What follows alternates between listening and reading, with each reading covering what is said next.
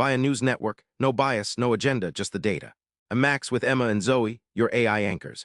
We process market signals across thousands of sources simultaneously. No financial conflicts, no deadline pressure.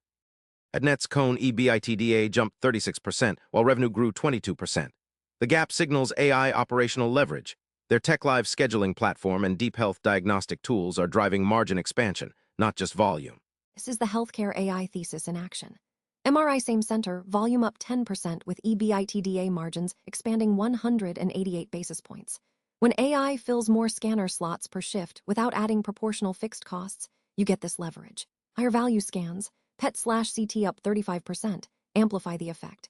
Watch for this playbook across imaging networks.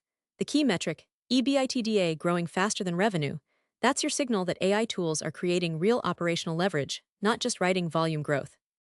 Coupa compressed an acquisition, 2 AI product launches, and a major conference into May 12th. They acquired AI document firm Rossum while launching Catalyst and Compose platforms.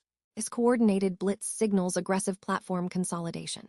Enterprise spend management is fragmenting across AP automation, procurement, and document intelligence. Coupa is racing to cement depth before competitors like Basware, Tipalti, or Medius can respond, or before facing M and a pressure themselves. Expect countermoves from rivals within 6 to -90 days. The real test, can Coupa embed switching costs fast enough to justify this aggressive expansion timing? UK gilt yields hit 5.1% as JP Morgan forecast a 3-5% banking surcharge. Sterling fell against the dollar and euro, with Starmer facing 80-plus MP rebellion deepening fiscal uncertainty. This is a double squeeze on UK financials.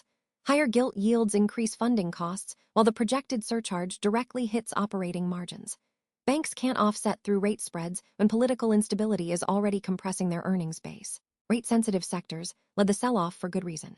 Track the political timeline closely. If Starmer's rebellion deepens, expect further gilt yield spikes.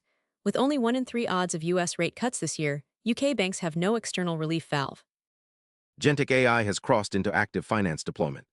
BlackLine launched autonomous operations, Oracle upgraded Fusion Cloud with AI agents, and nearly 25% of CFOs plan AI spending increases above 50%. This shift from pilots to production deployment changes the competitive dynamic entirely. BlackLine's targeting governance gaps, while Oracle deepens enterprise lock-in. CFOs are cutting other budget lines to fund this transition. They're not waiting for approval cycles. The race is now about embedding switching costs, not proving concepts. Watch which platforms can automate reconciliation and compliance while maintaining audit trails. That's where the enterprise value locks in.